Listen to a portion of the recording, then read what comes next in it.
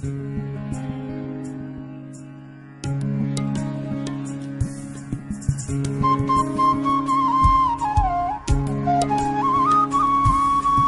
एक गहरा कुआं हूं इस जमीन पर, बेशुमार लड़के लड़कियों के लिए कि उनकी प्यास बुझाता रहूं। उसकी बेपनाह रहमत उसी तरह जर्रे जर्रे पर बरसती है जैसे कुआं सबकी प्यास बुझाता है।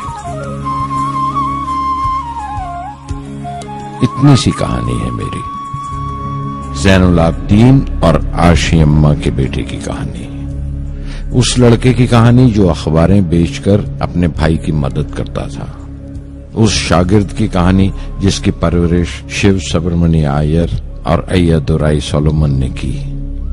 उस विद्यार्थी की कहानी जिसे पंडले मास्टर ने तालीम दी, MGK मेनन और प्रोफेसर साराभाई ने इंजीनियर की पहचान दी, जो नाकामियों और मुश्किलों में पलकर साइंसदान बना। और उस रहनुमा की कहानी जिसके साथ चलने वाले बेशुमार काबिल और हुनरमंद लोगों की टीम थी।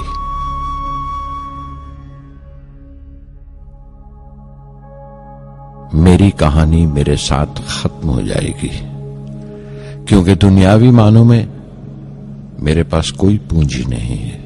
मैंने कुछ हासिल नहीं किया, जमा नहीं किया, मेरे पास कुछ नहीं और कोई नहीं, न बेटा न बेटी न परिवार। मैं दूसरों के लिए मिसाल नहीं बनना चाहता, लेकिन शायद कुछ पढ़ने वालों को प्रेरणा मिले कि अंतिम सुख रूह और आत्मा की तस्कीन है। खुदा की रहमत उनकी वरासत है। मेरे परदादा अबुल, मेरे दादा फकीर और मेरे वालिद ज़ैनुल आबदीन का खानदानी सिलसिला अब्दुल कलाम पर खत्म हो जाएगा, लेकिन खुदा की रहमत कभी खत्म नहीं होगी, क्योंकि वो अमर है, लाफानी है। पूर्णमद पूर्णमिदं पूर्णात् पूर्णमुदच्यते पूर्णस्य पूर्णमादाय पूर्णमेवावशिष्यते। ओम पूर्णमद पूर्णमिदं पूर्णात् पूर्णमुदच्यते पूर्णस्य पूर्णमादाय पूर्णमेवावशिष्यते। पूर्णमद पूर्णमिदं पूर्णात् पूर्णमुदच्यते पूर्णस्य पूर्णमादाय पूर्णमेवावशिष्यते। पूर्णमद पूर्णमिदं पूर्णात् पूर्णमुदच्यते पूर्णस्य पूर्णमादाय पूर्णमेवावशिष्यते।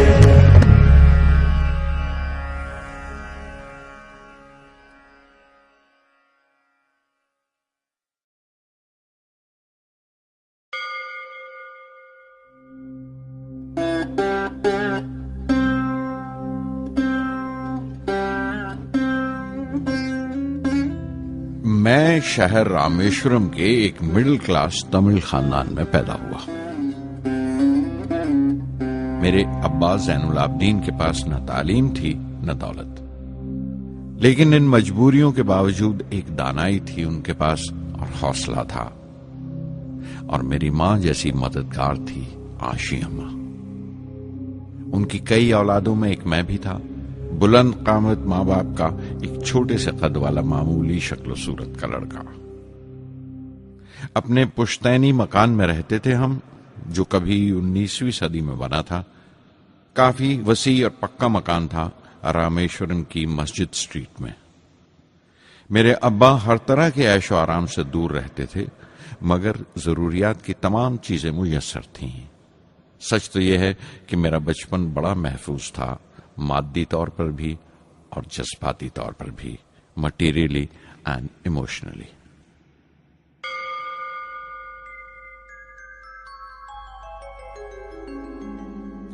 रामेश्वरम का मशहूर शिव मंदिर हमारे घर से सिर्फ 10 मिनट की दूरी पर था।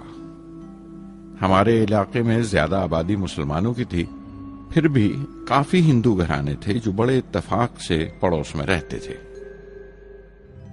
हमारे इलाके में एक बड़ी पुरानी मस्जिद थी, जहां मेरे अब्बा मुझे हर शाम नमाज पढ़ने के लिए ले जाया करते थे।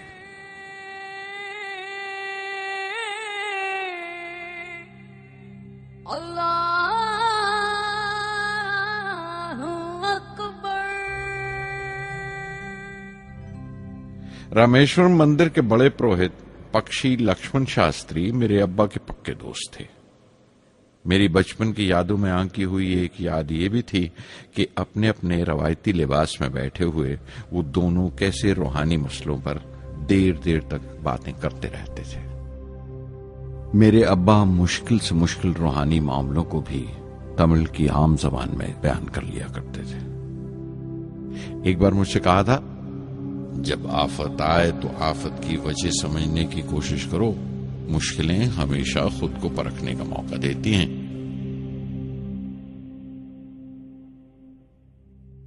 मैंने हमेशा अपनी साइंस और टेक्नोलॉजी में अब्बा के असूलों पर चलने की कोशिश की है। मैं इस बात पर यकीन रखता हूं कि हमसे ऊपर भी एक आला ताकत है, एक महान शक्ति है जो हमें मुसीबत, मायूसी और नाकामियों से निकालकर सच्चाई के मुकाम तक पहुंचाती है। मैं करीब 6 बरस का था जब अब्बा ने एक लकड़ी की कश्ती बनाने का फैसला किया, जिसमें वो यात्रियों को रामेश्वरम से धनुषकोडी का दौरा करा सकें, ले जाएं और वापस ले आएं। वो समंदर के साहिल पर लकड़ियां बिछाकर कश्ती का काम किया करते थे, एक और हमारे रिश्तेदार के साथ, अहमद जलालुद्दीन।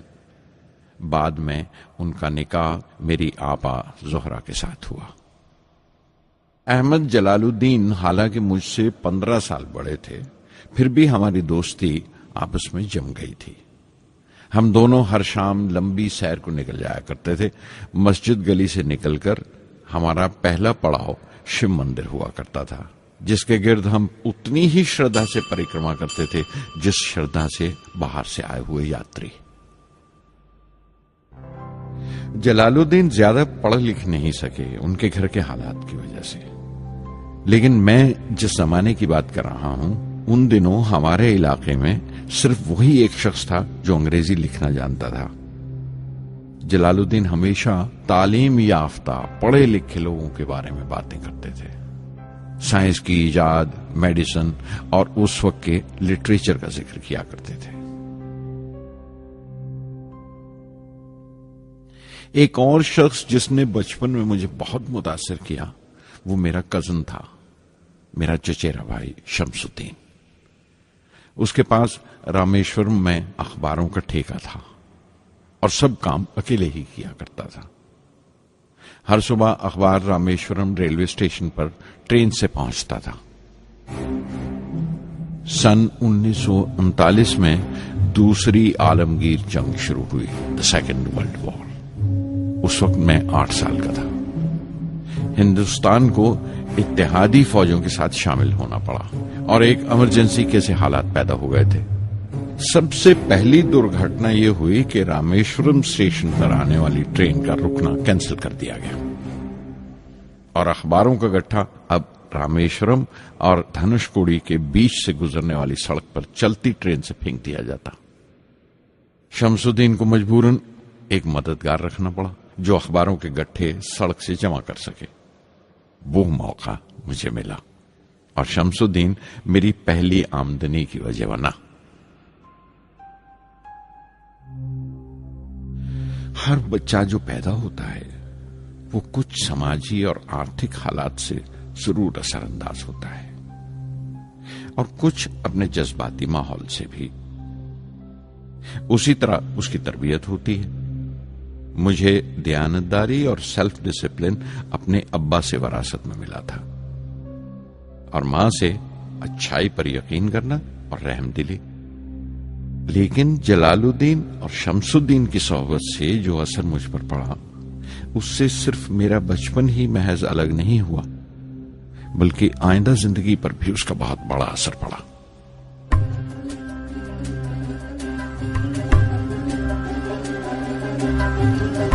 மகற்கு ஆற்றும் நன்றி அபயத்து முந்தி இருப்பச்செயல்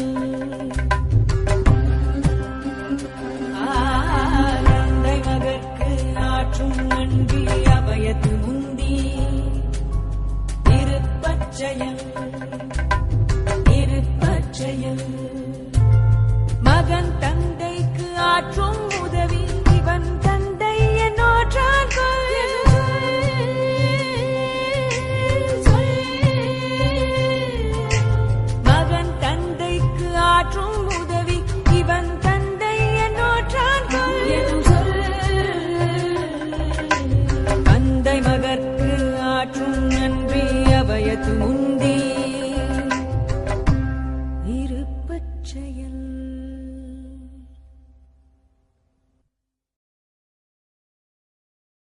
फिर जंग खत्म हो गई और हिंदुस्तान की आजादी बिल्कुल यकीनी हो गई।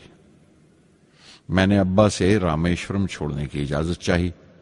मैं डिस्ट्रिक्ट हेडक्वार्टर्स रामनाथपुरम जाकर पढ़ना चाहता था। शमसुद्दीन और जलालुद्दीन मेरे साथ रामनाथपुरम तक गए मुझे श्वार्ट्ज हाई स्कूल में दाखिल कराने के लिए। जाने क्यों वो नया माहौल मुझे रास नहीं आया। रामनाथपुरम बड़ा मसरूफ शहर था और करीब 50,000 की आबादी थी, लेकिन रामेश्वरम का सुकून और इत्मीनान कहीं नहीं था। घर बहुत याद आता था और घर लौटने का कोई मौका मैं छोड़ता नहीं था। श्वार्ट्ज हाई स्कूल में दाखिल होने के बाद एक 15 साल लड़के के तमाम शौक जो हो सकते थे मेरे अंदर जाग उठे।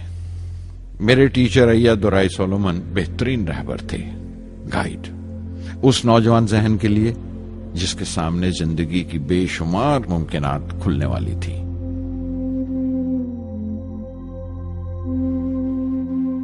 रामनाथपुरम के उस अरसे क़याम में उनसे मेरा रिश्ता उस्ताद शागिर्द या गुरु शिष्य से भी आगे निकल गया। अय्यादुराई कहा करते थे, जिंदगी कामयाब होने और नतीजे हासिल करने के लिए 3 ताकतों पर काबू पाना बहुत जरूरी है: ख्वाहिश, यकीन और उम्मीद। अय्यादुराई सोलोमन, जो बाद में रेवरेंड हो गए, कहा करते थे, इससे पहले कि मैं चाहूं कुछ हो जाए, ये जरूरी है कि मेरे अंदर उसकी पूरी शिद्दत से ख्वाहिश हो और यकीन हो कि वो होगा। मैं अपनी जिंदगी से अगर मिसाल दूं तो मुझे बचपन से ही आसमान के इसरार और परिंदों की परवाज हमेशा हैरान करती थी, फैसिनेट करती थी। समंदर में कूंजों और बगलों को ऊंची उड़ाने लगाते देखता था तो उड़ने को जी करता था। मैं एक सादा लोग गांव ही का लड़का तो था, लेकिन मुझे यकीन था कि एक दिन मैं जरूर उन कूंजों की तरह बुलंद उड़ाने लगाऊंगा, बुलंदी पर परवाज करूंगा। और हकीकत यह है कि रामेश्वरम से उड़ने वाला मैं पहला लड़का था।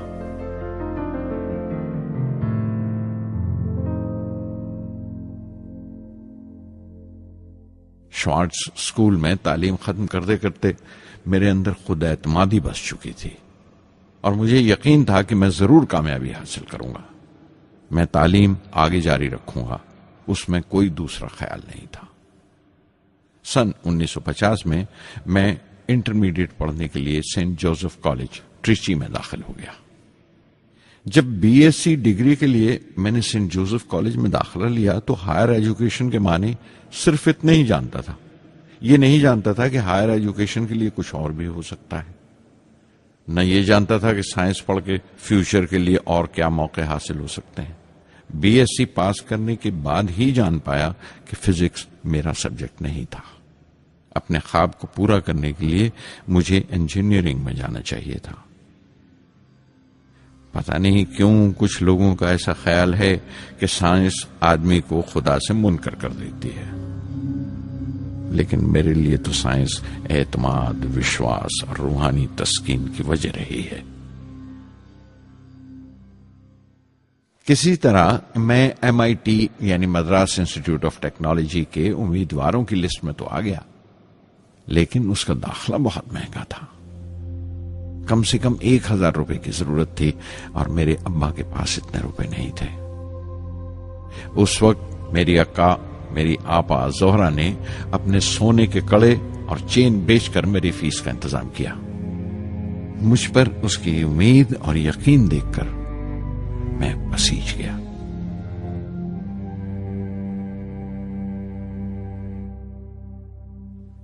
MIT में सबसे ज्यादा मजा आया। वहां 2 हवाई जहाज रखे देखकर जो उड़ान से बरी कर दिए गए थे, मुझे उनकी तरफ एक अजीब सा खिंचाव महसूस होता था। और जब सब लड़के हॉस्टल लौट जाते थे, मैं कई कई घंटे उनके पास बैठा रहता था।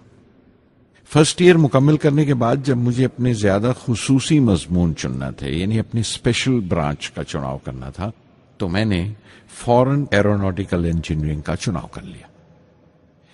MIT की तालीम के दौरान मुझे 3 टीचर्स ने बहुत मुतासिर किया। Professor Sponder, professor KAV Pandalai, professor Narasimha Rao. Professor Sponder technical aerodynamics सिखाते थे। एरोनॉटिकल इंजीनियरिंग में दाखिले से पहले मैंने उनसे सलाह ली थी। उन्होंने समझाया था कि मुझे मुस्तकबिल का फैसला करने से पहले मुस्तकबिल की मुमकिनात के बारे में नहीं सोचना चाहिए, बल्कि सोचना चाहिए एक अच्छी बुनियाद के लिए और अपने रुझान और इश्तियाक के बारे में कि उसमें कितनी शिद्दत है, मेरे एप्टीट्यूड्स और एस्पिरेशन में कितनी इंटेंसिटी है। मैं खुद भी होने वाले इंजीनियरिंग स्टूडेंट्स से कहना चाहता हूं कि जब वो अपना स्पेशलाइजेशन का चुनाव करें तो ये देखें कि उनमें कितना शौक है, कितना उत्साह है और लगन है उस शोबे में जाने के लिए। प्रोफेसर KAV पंडले ने मुझे एरोस्ट्रक्चर डिजाइन सिखाया और उसका तज्जिया भी, विश्लेषण, एनालिसिस भी। वो बड़े खुशदिल और दोस्त टीचर थे और हर साल कोई ना कोई नया तरीका, नया नजरिया लेकर आते थे कोर्स में।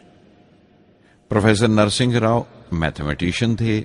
वो एरोडायनेमिक्स की थ्योरी सिखाया करते थे। उनकी क्लास में दाखिल होकर मुझे मैथमेटिकल फिजिक्स बाकी तमाम सब्जेक्ट से ज्यादा अच्छा लगने लगा। साध संगी हरि हरि नाम चित्तारा चित्तारा, साध संगी हरि हरि नाम चित्तारा, सहज अनंतु होवे दिनु राति, अंकुर भलो हमारा, साध संगी साध संगी।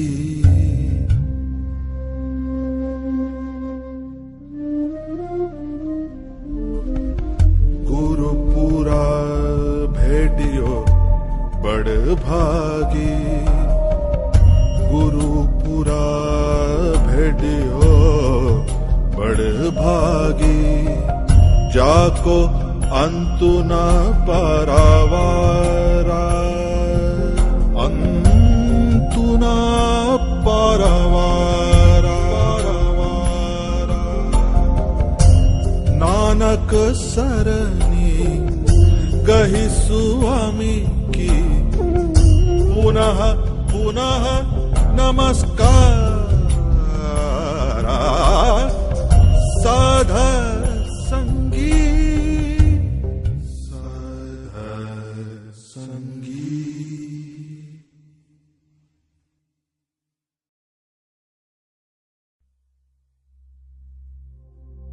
MIT से मैं बेंगलोर के हिंदुस्तान एरोनॉटिक्स लिमिटेड HAL में बतौर ट्रेनी दाखिल हो गया।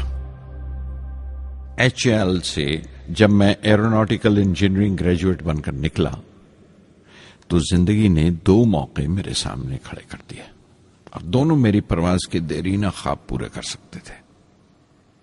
एक मौका था एयरफोर्स का, दूसरा मिनिस्ट्री ऑफ डिफेंस में directorate of technical development and production का। मैंने दोनों में अर्जी भेज दी और बैक वक्त दोनों से इंटरव्यू का बुलावा आ गया। एयरफोर्स के लिए मुझे देहरादून बुलाया गया था और डिफेंस के लिए दिल्ली। मेरे दोनों मुकाम 2000 किलोमीटर के फासले पर थे। ये पहला मौका था मेरा अपने वसी और विराट वतन को देखने का। खिड़की पर बैठा मैं इस देश की सरजमीन को पांव तले से बहता हुआ देख रहा था। हैरान था कि उत्तर की तरफ सफर करते हुए एक ही मुल्क का लैंडस्केप कैसे बदलता चला जाता है। मैं 1 हफ्ता दिल्ली में ठहरा, डिफेंस मिनिस्ट्री का इंटरव्यू दिया। इंटरव्यू अच्छा हुआ था। वहां से मैं देहरादून गया एयरफोर्स सिलेक्शन बोर्ड के इंटरव्यू के लिए। 25 उम्मीदवारों में मैं 9वें नंबर पर आया। मेरा दिल बैठ गया, बहुत मायूस हुआ और कई दिन तक अफसोस रहा कि एयरफोर्स में जाने का मौका मेरे हाथ से निकल गया। मैं ऋषिकेश चला गया, दिल पर यह बोझ लेकर कि आने वाले दिन बड़े सख्त होंगे।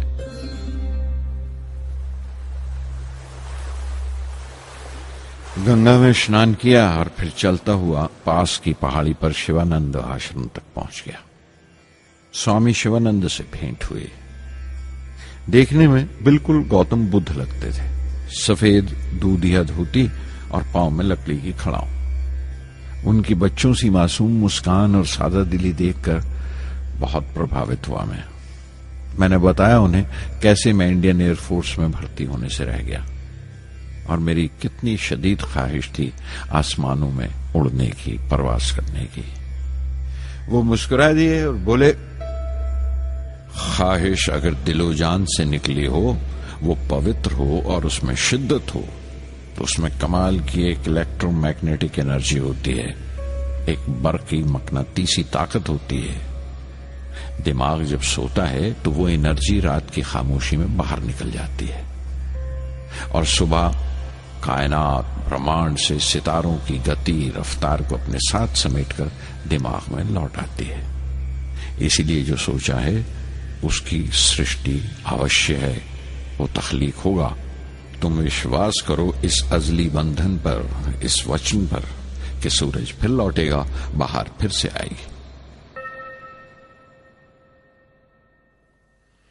मैं दिल्ली लौट आया, डिफेंस से अपना इंटरव्यू का नतीजा दरियाफ्त किया। जवाब में मुझे अपॉइंटमेंट लेटर थमा दिया गया और अगले दिन से सीनियर साइंटिफिक असिस्टेंट मुकर्रर कर दिया गया, 250 रुपए की माहाना तनख्वाह पर। 3 साल गुजर गए।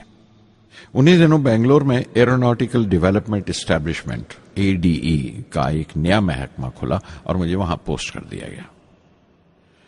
बेंगलोर कानपुर से बिल्कुल मुख्तलिफ शहर था। मैं अपने डायरेक्टोरेट की पोस्टिंग का पहला साल वहां गुजार चुका था। दरअसल हमारे देश में ये एक अजीब तरीका है, एक अजीब सा ढंग है अपने लोगों को हद दर्जा तक निचोड़ लेने का, जो हमारे लोगों को इंतहा पसंद बना देता है। शायद इसलिए कि सदियों इस देश ने गैर मुल्की तहजीबों के जख्म भी खाए हैं और उन्हें अपने दामन में जगह भी दी है। अलग अलग हुक्मरानों से वफा करते करते हम अपनी हैसियत, अपनी यकताई खो बैठे हैं। बल्कि हमने एक और ही किस्म की खूबी पैदा कर ली है कि एक ही वक्त में रहम दिल भी हैं और बेरहम भी, हसास भी हैं और बेहिस भी। जितने गहरे हैं उतने ही सतही। ऊपर से देखो तो हम बड़े खुश रंग और खूबरू नजर आते हैं, लेकिन कोई गौर से देखे तो अपने हुक्मरानों की एक बेढब नकल से ज्यादा कुछ नहीं है। मैंने कानपुर में कल्ले में दबाए हुए पान वाले नवाब वाजिद अली शाह के नकलची बहुत देखे और बेंगलोर में फिरंगियों के अंदाज में कुत्ते की जंजीर थामे टहलते हुए साहिबों की कमी नहीं थी। बेंगलोर में रहकर मैं रामेश्वरम की सुकून और गहरे शांत वातावरण के लिए तरसता था।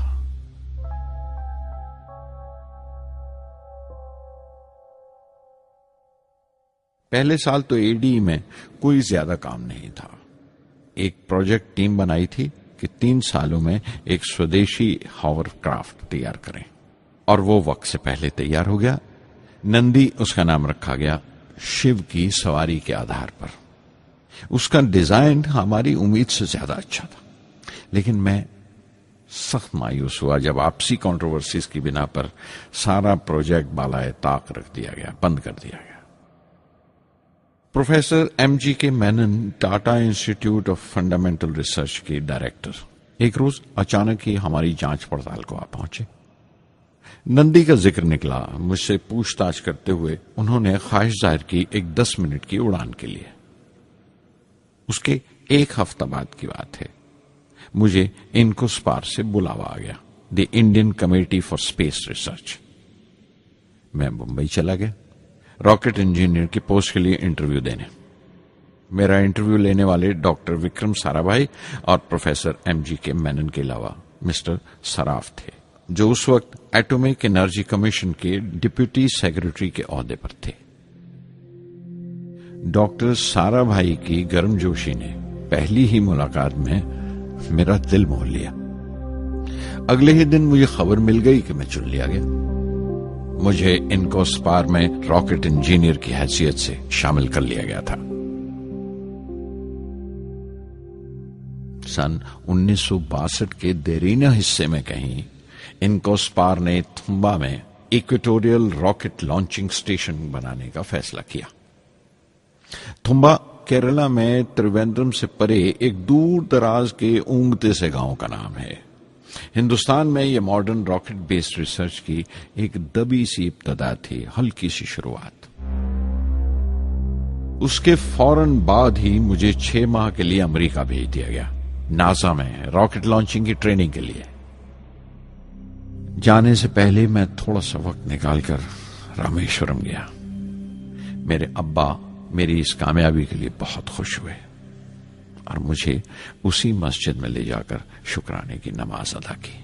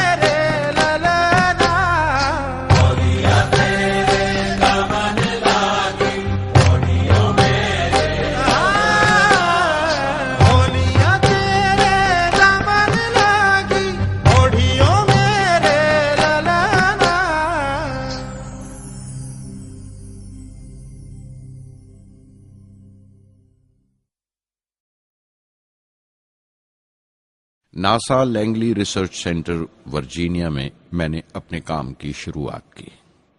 बाद में Goddard space flight centre Maryland चला गया। मैं अपना इंप्रेशंस अमेरिकन्स के बारे में बेंजामिन फ्रैंकलिन के इस जुमले से बयान कर सकता हूं, जिन बातों से तकलीफ होती है उनसे तालीम भी मिलती है। हिंदुस्तानी तंजीमों में, यहां की ऑर्गेनाइजेशंस में एक बड़ी मुश्किल है।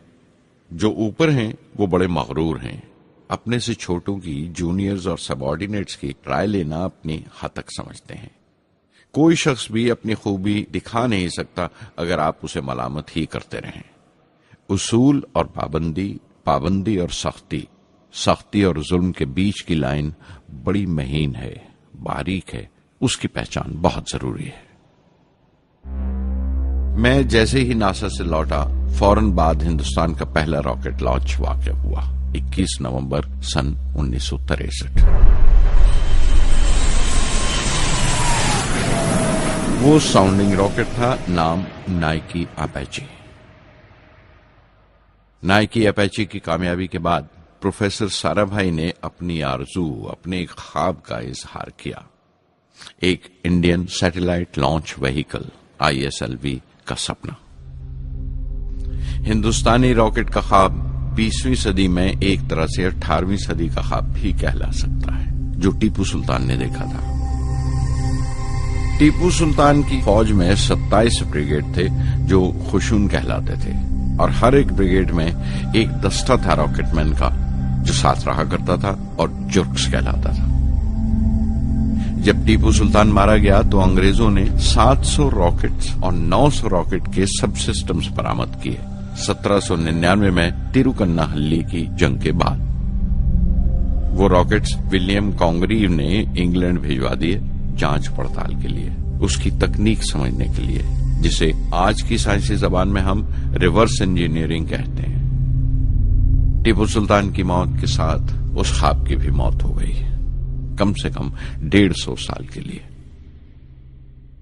पंडित जवाहरलाल नेहरू की बदौलत वो रॉकेटरी का ख्वाब एक बार फिर हिंदुस्तान में जिंदा हुआ। प्रोफेसर साराभाई ने उस ख्वाब को हकीकत बनाने की जिम्मेदारी अपने सर ले ली। बहुत से तंग नजर लोगों को एतराज था इस बात पर कि इस मुल्क में जहां लोगों को 2 वक्त की रोटी नसीब नहीं होती, वहां इन स्पेस उड़ानों को, इन खलाई तहरीकों को क्यों तरजीह दी जा रही है। लेकिन प्रधानमंत्री पंडित नेहरू और प्रोफेसर साराभाई के नजरिए में किसी किस्म का मुबालगा नहीं था। उनके नजरिए बिल्कुल साफ थे कि अगर दुनिया के मुल्कों में और दुनिया के मसलों में कोई हिस्सा लेना है, शिरकत करनी है, हिंदुस्तान को कोई हैसियत हासिल करनी है, तो साइंस और टेक्नोलॉजी की तरक्की और खुद मुख्तारी, सेल्फ रिलायंस अशद जरूरी है। और उनका मकसद ताकत का मुजाहिरा हरगिज नहीं था। सहज पके सो मीठा होए। थुम्बा में 2 रॉकेट सहज पके मगर कामयाब हुए, एक रोहिणी, दूसरा मेनका। अगला साल लगा ही था जब प्रोफेसर साराभाई ने मुझे दिल्ली बुला भेजा। एक मीटिंग थी और मीटिंग में ग्रुप कैप्टन वीएस नारायणन से मेरा तारुफ कराया गया, जो एयर हेडक्वार्टर्स से थे। प्रोफेसर साराभाई ने रेटो तैयार करने का इरादा जाहिर किया, rocket assisted take off system, एक मिलिट्री एयरक्राफ्ट जो रॉकेट की मदद से उड़ाया जा सके बड़ी छोटी सी जगह में।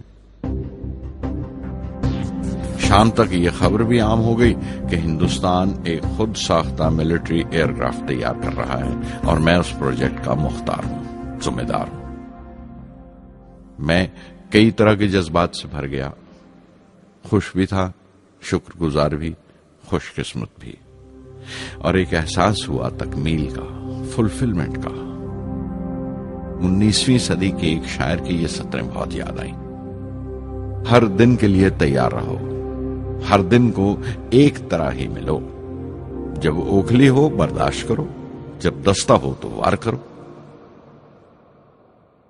रेटो पे काम करते हुए 2 अहम वाकयात हुए। पहला तो यह था कि अपने देश में पहली बार स्पेस रिसर्च का 10 साला प्रोग्राम तैयार हुआ, जिसके ऑथर थे प्रोफेसर साराभाई। मेरे लिए वो एक ऐसा रूमानी मैनिफेस्टो था जैसे स्पेस से इश्क करने वाले किसी शायर की रूमानी नज्म हो, जैसे कोई अपने देश के आसमान से इश्क करने लगा हो। और दूसरा वाकया मिनिस्ट्री ऑफ डिफेंस में मिसाइल पैनल का तैयार होना। नारायणन और मैं, हम दोनों उस पैनल के मेंबर थे। उस वक्त तक भविष्य की आने वाली SLV सैटेलाइट लॉन्च व्हीकल का नाक नक्शा भी तैयार हो चुका था। प्रोफेसर साराभाई अपने देरीना ख्वाब को ताबीर देने के लिए कुछ और साथियों का चुनाव कर चुके थे। मैं खुद को खुशकिस्मत समझता हूं कि मुझे उस प्रोजेक्ट का लीडर चुना गया। उस पर प्रोफेसर साराभाई ने मुझे एक और जिम्मेदारी भी सौंपी कि लॉन्च की 4थी स्टेज मैं ही डिजाइन करूं। यह मामूल था, मेरा आदत थी कि हर मिसाइल पैनल की मीटिंग के बाद मैं जाकर प्रोफेसर साराभाई को पूरी तफसील, पूरी रिपोर्ट देता था। दिल्ली में ऐसी ही एक मीटिंग के बाद 23 दिसंबर 1971 को मैं त्रिवेंद्रम लौट रहा था और उस दिन प्रोफेसर साराभाई थुम्बा में SLV का मुआयना करने गए हुए थे। दिल्ली एयरपोर्ट के लाउंज से मैंने उन्हें फोन किया, पैनल मीटिंग की तफसील बताई। प्रोफेसर साराभाई ने मुझे कहा कि मैं त्रिवेंद्रम एयरपोर्ट पर उनका इंतजार करूं। मैं जब त्रिवेंद्रम पहुंचा तो फिजा में एक मातम बिछा हुआ था। मुझे खबर दी गई कि प्रोफेसर साराभाई नहीं रहे। चंद घंटे पहले दिल का दौरा पड़ने से उनका इंतकाल हो गया। मैं थर्रा के रह गया। चंद घंटे पहले ही तो मैंने उनसे बात की थी। मेरे लिए वो बहुत बड़ा सदमा था। प्रोफेसर साराभाई मेरी नजर में इंडियन साइंस के राष्ट्रपिता हैं, जैसे राष्ट्र के पिता महात्मा गांधी हैं। उन्होंने अपनी टीम से रहनुमा पैदा किए और खुद अपने अमल से उनके लिए मिसाल साबित हुए।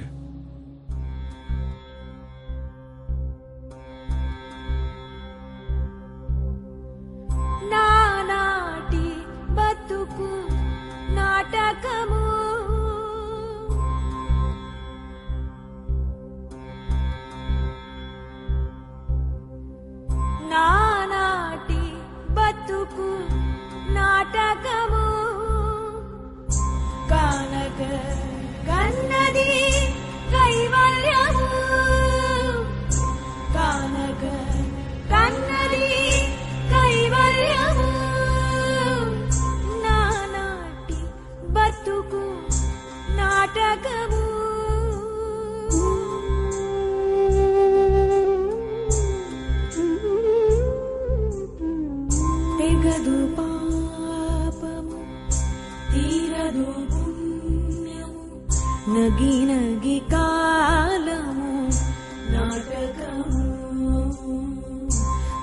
తీరదు పాపము తీరదు పుణ్యము నగి నగి కాలము నాటకము యగువన శ్రీ వెంకటేశ్వరుడేరికే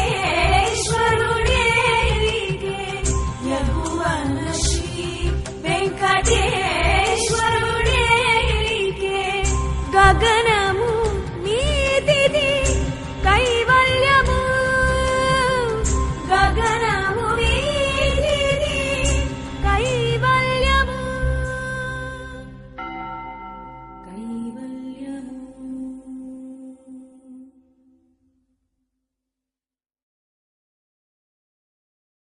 कुछ अरसा प्रोफेसर एमजी के मेनन ने स्पेस रिसर्च का काम संभाला. बिलाखिर प्रोफेसर सतीश धवन को Indian space research organisation ISRO की जिम्मेदारी सौंप दी गई. तुम्बा का पूरा कॉम्प्लेक्स एक बड़े पैमाने पर स्पेस सेंटर बना दिया गया और Vikram Sarabhai space centre VSSC का नाम दिया गया. जिसने वो सेंटर कायम किया था उसी के नाम से उस जगह की श्रद्धांजलि पेश की गई. मशहूर मेटलर्जिस्ट डॉक्टर ब्रह्म प्रकाश VSSC के पहले डायरेक्टर मुकर्रर हुए. कोई भी शख्स अपनी जिम्मेवारी में तभी कामयाब हो सकता है अगर वो बारसूख हो, मोतबर हो और अपने फैसलों के लिए उसे सही हद तक आजादी हो. शायद निजी जिंदगी में भी तसल्ली का यही एक रास्ता है. आजादी और जिम्मेवारी एक साथ हो तभी वो तस्कीन और खुशी का बायस हो सकती है. और जाती आजादी हासिल करने के लिए मैं 2 रास्ते तजवीज कर सकता था जो मैंने इख्तियार किए. पहला तो यह कि अपनी तालीम और तरबियत को बढ़ावा दो. इल्म, नॉलेज बड़ा कारआमद हथियार है, बहुत काम आता है. इल्म जितना ज्यादा होगा उतनी ज्यादा आजादी के हकदार होगे. इल्म वो पूंजी है जो कोई छीन नहीं सकता. टीम की रहनुमाई तभी मुमकिन है अगर आपकी जानकारी मुकम्मल हो, अप टू डेट हो. कामयाब रहनुमा बनने के लिए जरूरी है कि दिन का काम जब खत्म हो आप पिछले काम का जायजा लें, अगले दिन के काम की तैयारी करें. दूसरा तरीका यह है कि अपने काम को अपना फख्र समझें, गर्व समझें और जरूरी है कि अपने अंदर की शक्ति की सही जानकारी हो. जो करो उस पर यकीन रखो या जिस पर यकीन हो वही करो, वरना दूसरों के ईमान का शिकार बनते रहोगे. SLV प्रोजेक्ट के पहले 3 सालों में साइंस के बहुत से नए नए इसरार खुले और आहिस्ता आहिस्ता साइंस और टेक्नोलॉजी का फर्क समझ आने लगा. रिसर्च और अमल, डेवलपमेंट का फासला पता चलने लगा. किसी भी इजाद में गलतियां होना लाजमी है, लेकिन हर गलती कामयाबी की तरफ एक और कदम उठाती है, एक और सीढ़ी बन जाती है. किसी भी तख्लीक की तरह SLV-3 की तख्लीक भी कई दर्दनाक लम्हों से गुजरी. एक रोज जब मैं और मेरे तमाम साथी अपने कामों में पूरी तरह डूबे हुए थे, मेरे घर से एक मौत की इत्तला पहुंची. मेरे दोस्त और हमदर्द मेरे बहनोई जलालुद्दीन का इंतकाल हो गया था. कुछ देर के लिए तो मैं सुन्न होकर रह गया. मेरी आंखों में अंधेरा छा गया. थोड़ी देर बाद जब अपने चौगिरदे का एहसास हुआ तो महसूस किया जैसे मेरी हस्ती का एक हिस्सा मर गया था. रात की रात बसों में सफर करता हुआ अगली सुबह मैं रामेश्वरम पहुंचा. जोहरा को क्या तसल्ली देता और क्या सब्र देता अपनी भांजी महबूबा को जो रो रो कर हलकान हो रही थी. मेरी आंखों के सोते पहले ही सूख चुके थे. थुम्बा लौटकर बहुत दिनों तक सारा कामकाज, सारी मसरूफियत बेमानी लगने लगी. बहुत दिनों तक बहुत मलाल लगा, सब बेमानी लगता था. प्रोफेसर धवन देर देर तक हौसला देते थे. कहते SLV पर जैसे जैसे काम आगे बढ़ेगा मुझे सब्र महसूस होगा और ये मायूसी कम होते होते गुजर जाएगी. 1976 में मेरे अब्बा ज़ैनुल आबदीन 102 साल की उम्र में वहीं रामेश्वरम में इंतकाल फरमा गए। 15 पोते पोतियां छोड़कर गए थे पीछे और एक पड़पोता। दुनियावी तौर पर वो सिर्फ एक और बुजुर्ग की मौत थी। कोई बड़ा मातम नहीं हुआ, झंडा नहीं उतारा गया, न अखबारों ने स्याह हाशिए दिए, न सियासतदान थे वो, न विद्वान कोई, न कोई बड़े सरमायादार।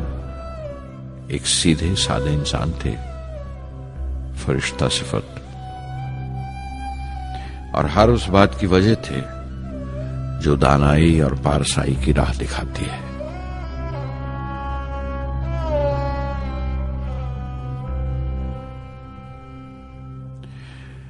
मैं बहुत देर तक अपनी मां के पास बैठा रहा, चुपचाप।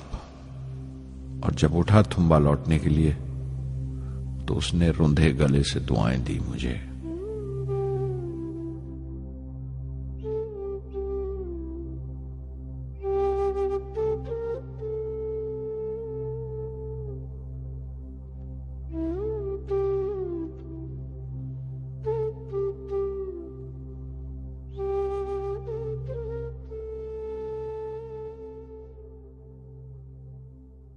SLV-3 अपोजी रॉकेट जो फ्रांस से उड़ाई जाने वाली थी, अचानक कुछ मुश्किलों का शिकार हो गई। मुझे फौरन फ्रांस जाना पड़ा। मैं रवाना होने ही वाला था कि मेरी मां की मौत की खबर पहुंची। यके बाद दीगरे 3 मौतें हो गई मेरे घर में। उस वक्त मुझे अपने काम में पूरे ध्यान की जरूरत थी। 100% लगन से काम करने की ख्वाहिश किसी और लगन की गुंजाइश नहीं छोड़ती। मुकम्मल नीति और पूरी लगन से SLV-3 का ख्वाब 1979 के दरमियान में जाकर पूरा हुआ। हमने SLV-3 की परवाज का दिन 10 अगस्त 1979 तय किया था। 23 मीटर लंबा 4 स्टेजेस का ये रॉकेट 17 टन का वजन लेकर 7:58 पर बड़ी कजदाई से उड़ा और खला की तरफ रवाना हुआ।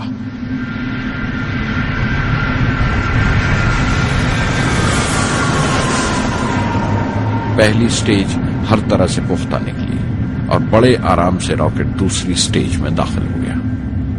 हम सब दम खुद रह गए, सांस रोके बैठे थे। हमारे बरसों का ख्वाब आसमान की तरफ सफर कर रहा था। अचानक हमारे ख्वाब में दरार आई, हमारा सुकूत टूटा, हमारी खामोशी टूटी। दूसरी स्टेज काबू से बाहर होने लगी थी। 317 सेकंड के बाद परवाज टूट गई।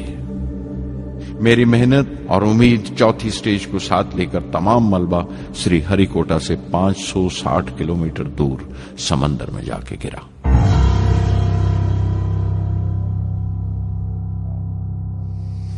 इस हादसे से हम सबको सख्त सदमा पहुंचा। मैं गम और गुस्से से भर गया, नुचड़ गया, बिल्कुल जिस्मानी तौर पर भी और जहनी तौर पर भी। मैं सीधा अपने कमरे में गया और बिस्तर में धंस गया। मैंने अपने कंधे पर एक दिलासे का हाथ महसूस किया तो आंख खोली। दोपहर ढल चुकी थी, शाम करीब थी। डॉक्टर ब्रह्म प्रकाश मेरे सराहने बैठे थे। उनकी इस हमदर्दी ने छू लिया मुझे। मैं उदास था, मायूस था, लेकिन अकेला नहीं।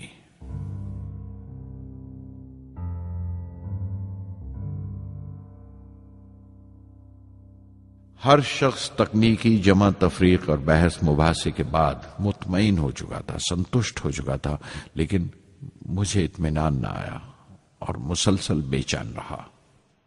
मैं बेसाख्ता खड़ा हो गया और एतराफ किया प्रोफेसर धवन के सामने, सर, मेरे साथियों को नाकामयाबी की वजह दरियाफ्त हो जाने से इत्मीनान हो गया, लेकिन मैं उसे काफी नहीं समझता। इस मिशन के डायरेक्टर की हैसियत से इस गलती को भी मैं अपनी जिम्मेवारी समझता हूं। SLV-3 की नाकामयाबी की जिम्मेवारी मेरी है।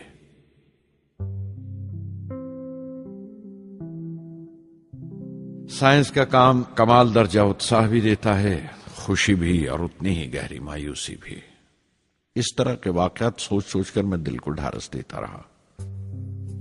यह ख्याल कि इंसान चांद पर उतर सकता है सबसे पहले एक रूसी साइंटिस्ट ने सोचा था। उसे हकीकत बनने में 40 साल गुजर गए जब अमेरिका ने उसे पूरा किया। प्रोफेसर चंद्रशेखर ने चंद्रशेखर लिमिट का आविष्कार किया था 1930 में, जब कैम्ब्रिज में पढ़ रहे थे। लेकिन 50 साल बाद उन्हें उसी डिस्कवरी पर नोबेल प्राइज मिला। वॉन ब्रॉन अपनी सैटर्न लॉन्च व्हीकल से आदमी को चांद पर उतारने से पहले कितनी सारी नाकामियों से गुजरे होंगे। पहाड़ की चोटी पर उतरने से पहाड़ पर चढ़ने का तजुर्बा नहीं मिलता। जिंदगी पहाड़ की चढ़ानों पर मिलती है, चोटी पर नहीं। चढ़ानों पर ही तजुर्बे मिलते हैं और जिंदगी मंचती है और टेक्नोलॉजी तरक्की करती है। चोटी पर पहुंचने की कोशिश ही में चढ़ानों का इल्म हासिल होता है। मैं एक एक कदम चलता रहा, चढ़ता रहा चोटी की तरफ।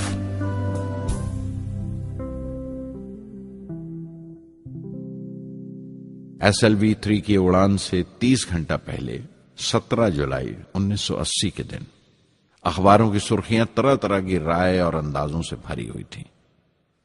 ज्यादातर रिपोर्टर्स ने पहली SLV की उड़ान याद दिलाई थी कि किस तरह वो रॉकेट फेल हो गया था और उसका मलबा समंदर में जाकर गिरा था। कुछ लोगों ने तो देश की दूसरी खामियों का जिक्र करते हुए भी उसे SLV-3 से जोड़ दिया था। मैं जानता था कि अगले दिन का नतीजा हमारे फ्यूचर के स्पेस प्रोग्राम का फैसला करने वाला है। मुख्तसर ये कि सारी कौम की नजरें हम पर गड़ी हुई थीं। 18 जुलाई 1980 सुबह 8:03 पर हिंदुस्तान का पहला सैटेलाइट लॉन्च व्हीकल उड़ा।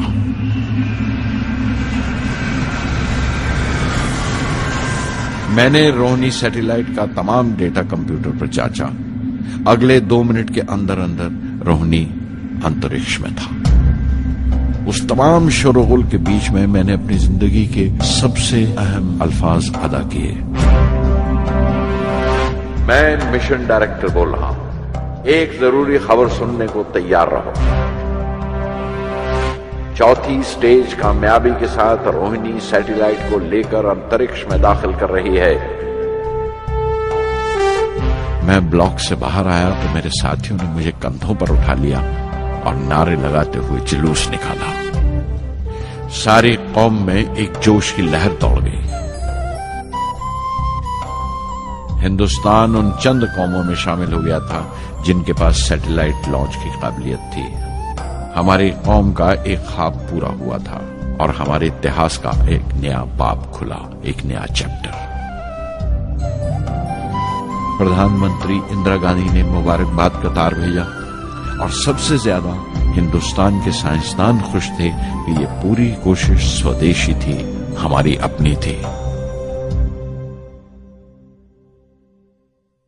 मैं कुछ मिले जुले जज्बात से गुजर रहा था। मैं खुश था कि पिछली 2 दहाइयों से जिस कोशिश में था बिलाखिर उसमें कामयाब हुआ। लेकिन उदास था जिन लोगों की बदौलत में यहां पहुंचा था वो लोग मेरे साथ नहीं थे। मेरे अब्बा, मेरे बहनोई जलालुद्दीन और प्रोफेसर साराभाई। SLV-3 की कामयाबी के महीने भर के अंदर ही प्रोफेसर धवन का फोन आया एक दिन और दिल्ली बुलाया प्रधानमंत्री से मिलने के लिए। मेरी एक छोटी सी उलझन थी कपड़ों को लेकर। हमेशा से बड़े आमियाना से कपड़े पहनता हूं और पांव में चप्पल या स्लीपर कह लो।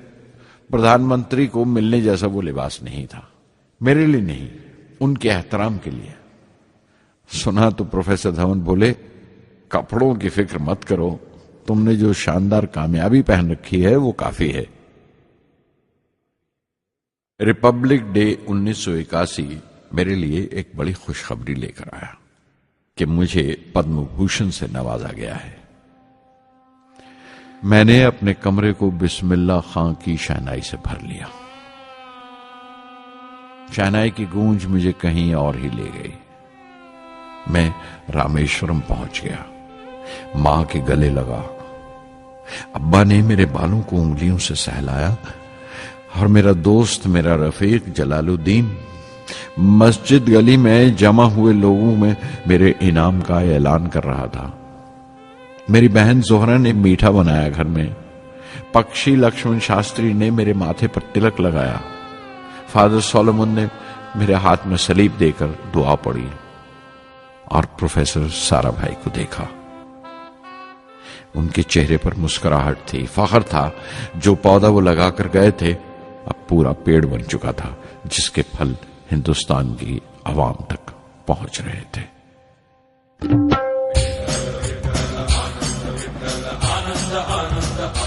ओ आनंदाचे डोही आनंद तरंग, आनंदाचे डोही आनंद तरंग, आनंदाची अंग, आनंदाचे आनंदाची अंग, आनंदाचे आनंदाचे डोही आनंद तरंग, आनंदाचे डोही आनंद तरंग।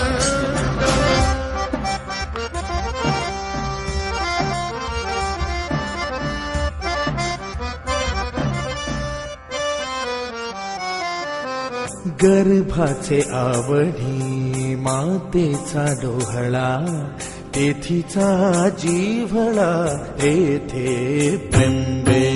गर्भाचे आवडी मातेचा डोहळा, तेथीचा जीवळा तेथे बिंबे। तुका म्हणे तैसा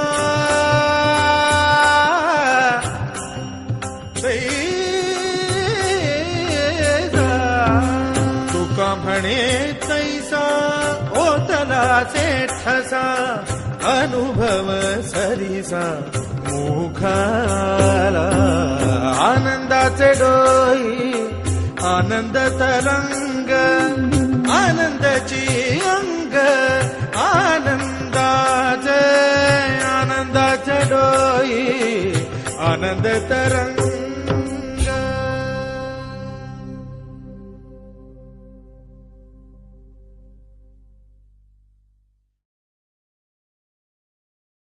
पहली जून 1982 मैंने defence research and development laboratory DRDL की जिम्मेवारी संभाल ली।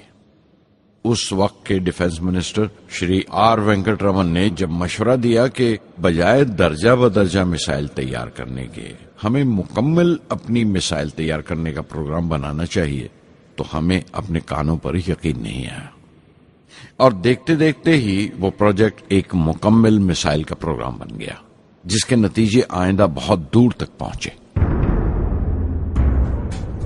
हर एक प्रोजेक्ट का नाम हिंदुस्तान की खुद मुख्तारी, सेल्फ रिलायंस का सबूत था। सरफेस टू सरफेस मिसाइल का नाम पृथ्वी रखा गया, टैक्टिकल कोर व्हीकल को त्रिशूल का नाम दिया गया, surface to air defence system Akash कहलाया, एंटी टैंक मिसाइल प्रोजेक्ट को नाग के नाम से पुकारा गया और मेरे देरीना ख्वाब रेक्स को यानी re entry experiment launch vehicle को मैंने अग्नि का नाम दिया। मिसाइल टेक्नोलॉजी का हुनर दुनिया की कुछ चुनी हुई कौमों के पास ही था।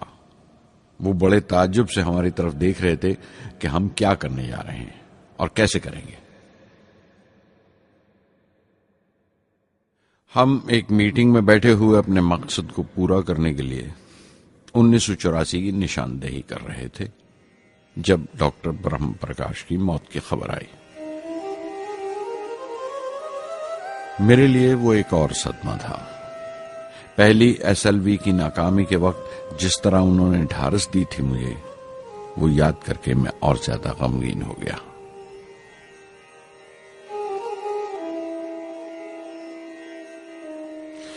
प्रोफेसर सारा भाई अगर VSSC के निर्माता थे, बनाने वाले थे, तो डॉक्टर ब्रह्म प्रकाश उसके आमिल थे, एग्जीक्यूटर थे। उनकी विनम्रता ने मुझे बड़ी हद तक नरम कर दिया। और मैंने अपनी तुंद मिजाजी पर काफी काबू कर लिया। उनकी हलीमी सिर्फ अपनी खूबियों तक ही महदूद नहीं थी, बल्कि अपने से छोटों को इज्जत देना भी उनकी आदत में शामिल था।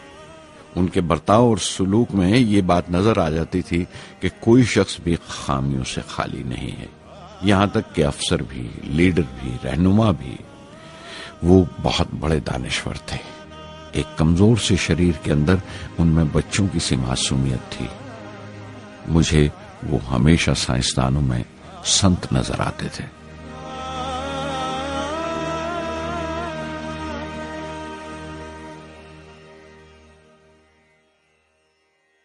पृथ्वी का काम अपनी तकमील को पहुंच रहा था जब हम 1988 में दाखिल हुए। 25 फरवरी 1988 सुबह 11:23 पर पृथ्वी की पहली परवाज वाक़ हुई।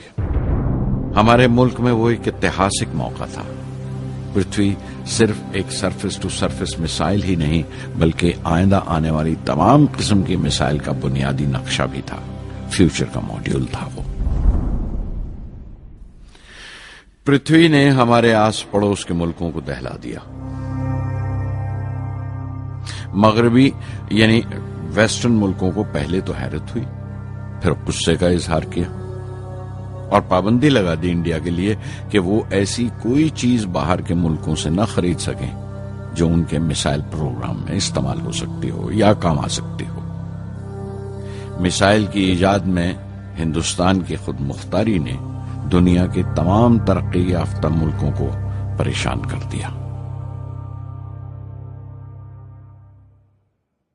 अग्नि की टीम में 500 से ज्यादा साइंसदान शामिल थे। अग्नि की परवाज 20 अप्रैल 1999 तय पाई थी। लॉन्च की तमाम तैयारियां मुकम्मल हो चुकी थीं और हिफाजत के लिए यह फैसला किया गया था कि लॉन्च के वक्त आसपास के तमाम गांव खाली करा दिए जाएं। अखबारात और दूसरी मीडिया ने इस बात को बहुत उछाला। 20 अप्रैल पहुंचते पहुंचते तमाम मुल्क की नजरें हम पर टिकी हुई थीं। दूसरे मुल्कों का दबाव बढ़ रहा था कि हम इस तजुर्बे को मुलतवी कर दें या खारिज कर दें, लेकिन सरकार मजबूत दीवार की तरह हमारे पीछे खड़ी रही और किसी तरह हमें पीछे नहीं हटने दिया। परवाज से सिर्फ 14 सेकंड्स पहले हमें कंप्यूटर ने रुकने का इशारा किया। किसी एक पुर्जे में कोई खामी थी, वो फौरन ठीक कर दी गई, लेकिन उसी वक्त डाउन रेंज स्टेशन ने रुकने का हुक्म दिया। चंद सेकंड्स में कई रुकावटें सामने आ गईं और परवाज मुलतवी कर दी गई। अखबारात ने आस्तीनें चढ़ा ली। हर बयान ने अपनी अपनी तरह की वजूहात निकाल ली। कार्टूनिस्ट सुधीर दार ने एक कार्टून शाया किया जिसमें एक खरीदार कुछ सामान दुकानदार को वापस करते हुए कह रहा था, अग्नि की तरह वो भी नहीं चली। एक कार्टून में दिखाया गया कि साइंसदान कह रहा है, सब ठीक था, स्विच बटन नहीं चला। हिंदुस्तान टाइम्स के कार्टून में एक नेता रिपोर्टर को समझा रहा है, डरने की कोई बात नहीं, ये बड़ी अमन पसंद अहिंसावाद की मिसाइल है, इससे कोई मरेगा नहीं। करीब 10 रोज दिन रात काम चला मिसाइल की दुरुस्ती पर और आखिरकार साइंसदानों ने एक नई तारीख तय की अग्नि की परवाज के लिए। मगर फिर वही हुआ। 10 सेकंड पहले कंप्यूटर ने रुकावट का इशारा किया। पता चला एक पुर्जा काम नहीं कर रहा है। परवाज फिर मुलतवी कर दी गई। ऐसी बात किसी भी साइंसी तजुर्बे में हो जाना आम बात है। गैर मुल्कों में भी बहुत बार होता है, लेकिन उम्मीद से भरी हुई कौम हमारी मुश्किलें समझने को तैयार नहीं थी। हिंदू अखबार में केशव का एक कार्टून छपा जिसमें एक देहाती कुछ नोट गिनते हुए कह रहा था, मिसाइल के वक्त गांव से हट जाने का मुआवजा मिला है। 2-4 बार और ये तजुर्बा मुलतवी हुआ तो मैं पक्का घर बनवा लूंगा। अमोल बटर वालों ने अपने होर्डिंग पर लिखा, अग्नि को ईंधन के लिए हमारे बटर की जरूरत है। अग्नि की मुरम्मत का काम जारी रहा। आखिरकार एक बार फिर 22 मई की तारीख अग्नि की परवाज के लिए तय पाई। उसकी पिछली रात doctor Arunachalam, general KN Singh और मैं डिफेंस मिनिस्टर KC पंत के साथ चहलकदमी कर रहे थे। पूरे चांद की रात थी, हाई टाइड का वक्त था और लहरें गरज गरज कर खुदा की अजमत का नाम ले रही थी। कल अग्नि की परवाज कामयाब होगी या नहीं, बार बार यही सवाल हमारे दिमाग में गूंज रहा था।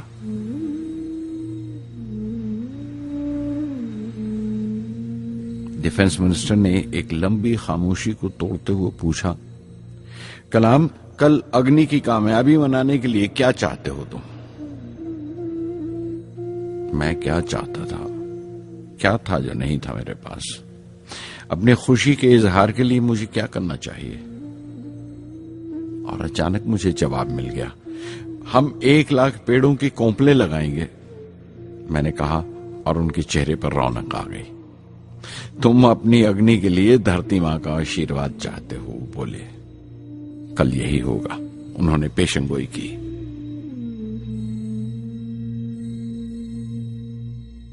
अगले दिन सुबह 7:10 पर अग्नि लॉन्च हुई। कदम कदम सही निकला। मिसाइल ने जैसे टेक्स्ट बुक याद कर लिया हो, जैसे सबक याद कर लिया था। हर सवाल का सही जवाब मिल रहा था। लगता था एक लंबे खौफनाक ख्वाब के बाद एक खूबसूरत सुबह ने आंख खोली है। 5 साल की मुशक्कत के बाद हम इस लॉन्च पैड पर पहुंचे थे। इसके पीछे 5 लंबे सालों की नाकामयाबी, कोशिशें और इम्तिहान खड़े थे। इस कोशिश को रोक देने के लिए हिंदुस्तान ने हर तरह के दबाव बर्दाश्त किए थे, लेकिन हमने कर दिखाया जो करना था। मेरी जिंदगी का सबसे कीमती लम्हा था वो मुट्ठी भर सेकंड्स, 600 सेकंड की वो परवाज जिसने हमारी बरसों की थकान दूर कर दी, बरसों की मेहनत को कामयाबी का तिलक लगाया। उस रात मैंने अपनी डायरी में लिखा, अग्नि को इस नजर से मत देखो। ये सिर्फ ऊपर उठने का साधन नहीं है, न शक्ति की नुमाइश है। अग्नि एक लौ है जो हर हिंदुस्तानी के दिल में जल रही है। इसे मिसाइल मत समझो, ये कौम के माथे पर चमकता हुआ आग का सुनहरी तिलक है। स्वधर्मम् अपि चावेक्ष्य न विकम्पितुम् अर्हसि, धर्म्याद् युद्धश्रेयोऽन्य क्षत्रियस्य न विद्यते। स्वधर्मम् अपि चावेक्ष्य न विकम्पितुम् अर्हसि, धर्म्याद् युद्धश्रेयोऽन्य क्षत्रियस्य न विद्यते। अदच्चेत्त्वम् इमम् धर्म्यम् सङ्ग्रामम् न करिष्यसि, तदस्वधर्मम् कीर्तिम् च हित्वा पापम् अवाप्स्यसि, हित्वा पापम् अवाप्स्यसि।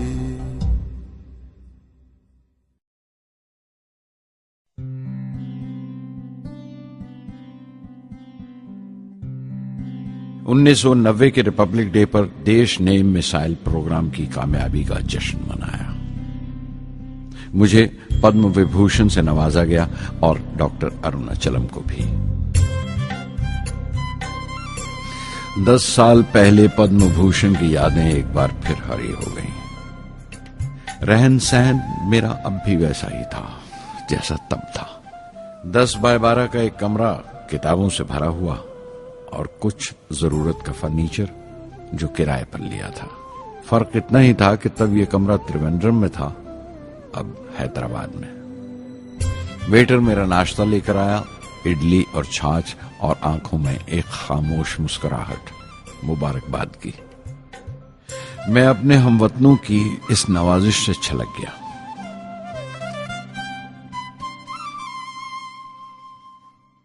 मैं जानता हूं कि बहुत से साइंसदान और इंजीनियर मौका मिलते ही वतन छोड़ जाते हैं, दूसरे मुल्कों में चले जाते हैं ज्यादा रुपया कमाने के लिए, ज्यादा आमदनी के लिए।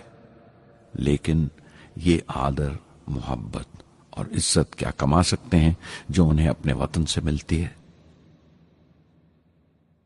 15 अक्टूबर 1991 में 60 साल का हो गया। मुझे अपने रिटायरमेंट का इंतजार था। चाहता था कि गरीब बच्चों के लिए एक स्कूल खोलूं। ये वो दिन थे जब मैंने सोचा कि अपनी जिंदगी के तजुर्बे, मुशाहिदे और वो तमाम बातें कलमबंद करूं जो दूसरों के काम आ सकें। एक तरह से अपनी स्वाने उम्री लिखूं, अपनी जीवनी। मेरे ख्याल में मेरे वतन के नौजवानों को एक साफ नजरिए और दिशा की जरूरत है। तभी ये इरादा किया कि मैं उन तमाम लोगों का जिक्र करूं जिनकी बदौलत मैं ये बन सका जो मैं हूं। मकसद ये नहीं था कि मैं कुछ बड़े बड़े लोगों के नाम लूं, बल्कि ये कि कोई शख्स कितना भी छोटा क्यों ना हो, उसे हौसला नहीं छोड़ना चाहिए।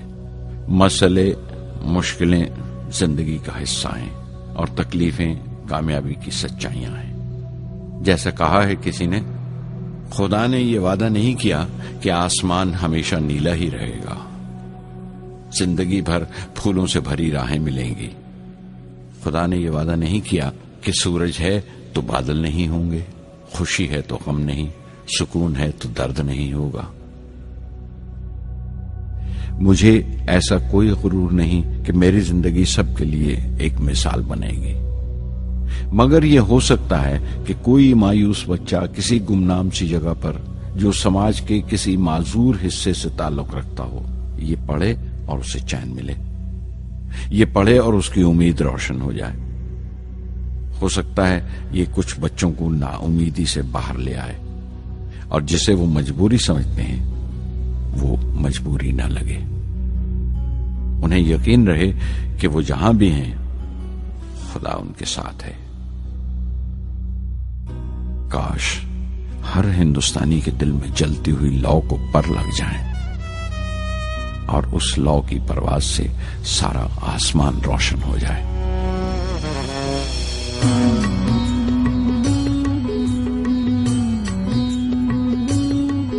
ये ज़मीं मेरी, मेरा आसमां, बड़ा खूबसूरत है जहां।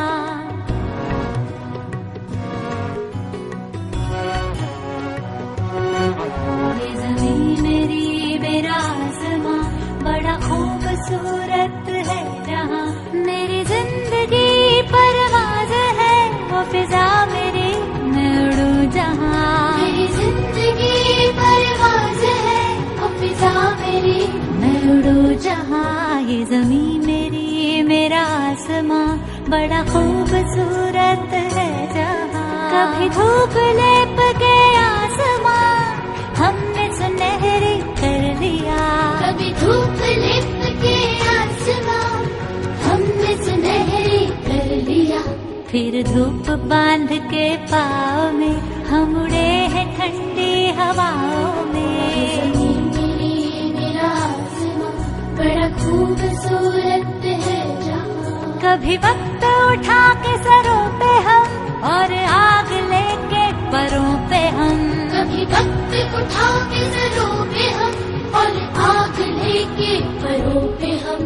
कभी छानी खाली खला कहीं, हम उड़े जहाँ पे हवा नहीं। ज़मीं मेरी, मेरा आसमां, बड़ा खूबसूरत है जहां। मेरी जिंदगी परवाज़ है,